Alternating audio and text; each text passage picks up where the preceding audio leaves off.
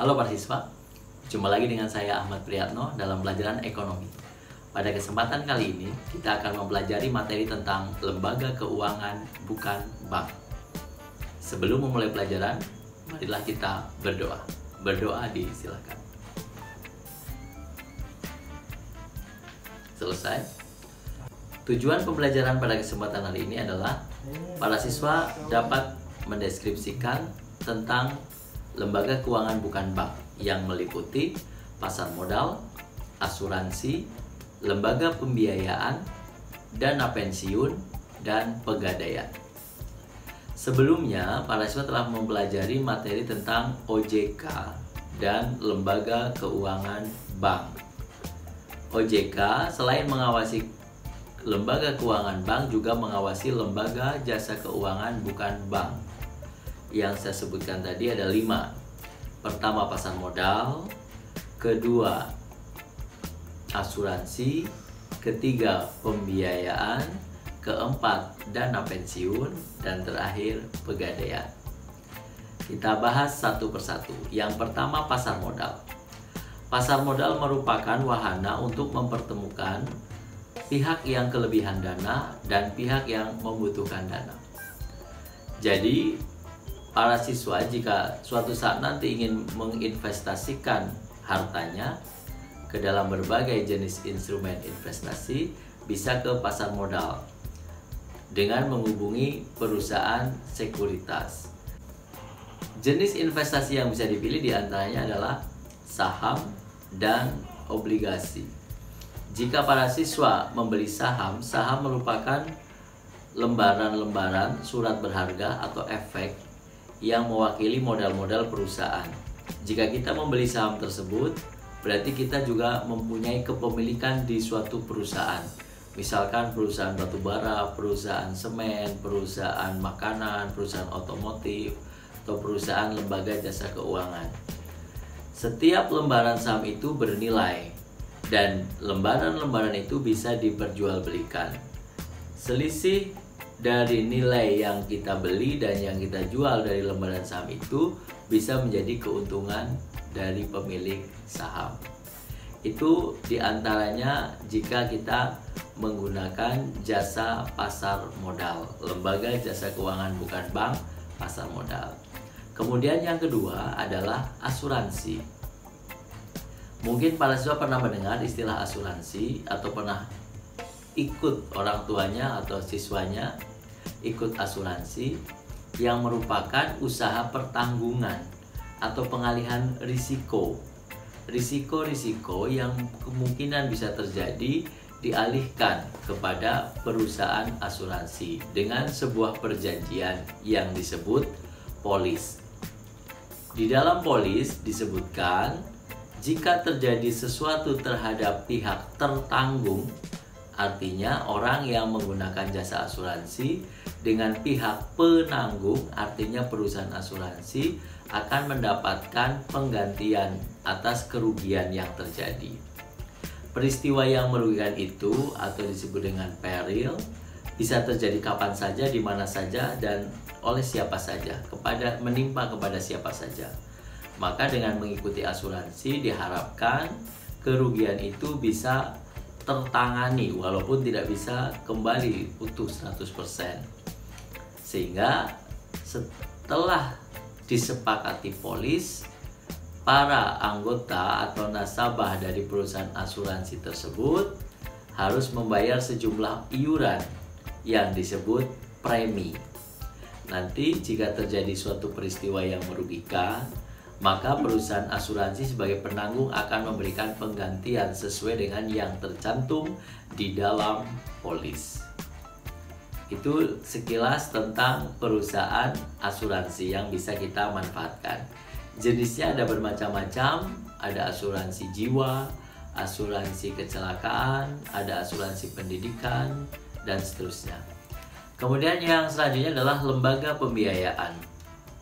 Jika para siswa pernah membeli sepeda motor tetapi secara kredit, itu merupakan salah satu penggunaan dari lembaga pembiayaan.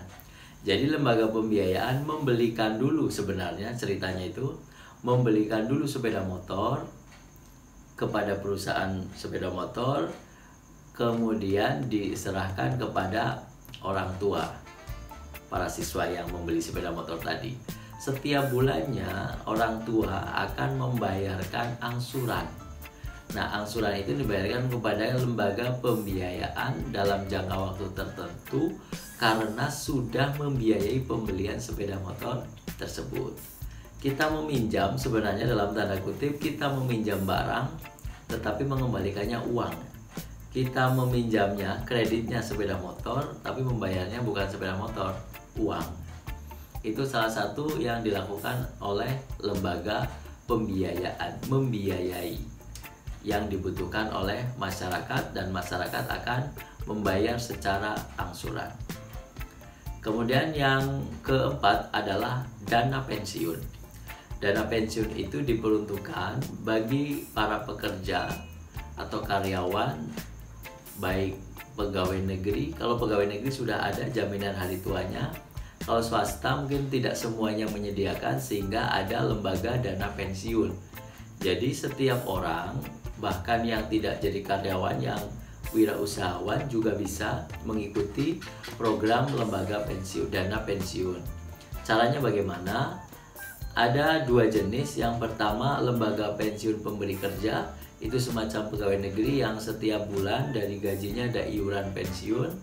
Kemudian nanti saat memasuki batas pensiun akan mendapatkan tunjangan hari tua secara rutin. Tetapi jika kita inisiatif sendiri, berarti kita memanfaatkan jasa dari lembaga keuangannya, DPLK, dana pensiun lembaga keuangan. Banyak bank yang sudah menyediakan jasa DPLK. Jadi setiap orang yang ingin langsung saja ke bank mendaftarkan, kemudian akan mendapat penjelasan dari pegawai bank tentang tata cara mengikuti DPLK di bank-bank yang dipilih. Kemudian akan membayar iuran tertentu dengan jumlah tertentu secara rutin atau berkala yang diterima oleh nasabah setelah sekian waktu tertentu. Jadi tidak bisa langsung diambil. Sehingga para siswa jika nantinya sudah dewasa bekerja, pekerjaan apa saja bisa juga mendapat jaminan hari tua jika mengikuti program DPLK. Mungkin selama ini yang diketahui oleh warga masyarakat, pensiun itu hanya diterima oleh pegawai negeri, TNI, dan Polri.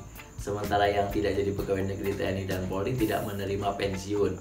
Sementara pemahaman itu dianggap betul sebelum memahami tentang lembaga yang disebut DPLK, dana pensiun lembaga keuangan, karena semuanya bisa mendapat pensiun. Kemudian yang terakhir adalah pegadaian. Mungkin para siswa pernah mendengar istilah gadai atau pegadaian, atau bahkan pernah mempraktikannya. Lalu sebenarnya bagaimana pegadaian itu?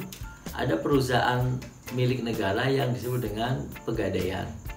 Di dalam pegadaian itu, jasa utamanya adalah menggadaikan suatu barang untuk mendapat pinjaman sejumlah barang yang dijaminkan. Jika nanti sudah bisa mengembalikan pinjaman, maka barang yang digadainya itu akan dikembalikan karena barang tersebut hanya merupakan jaminan. Jadi kalau di perusahaan pegadaian misalkan barang yang digadaikan adalah sepeda motor, maka sepeda motornya tidak akan dipakai oleh pegawai pegadaian, melainkan disimpan.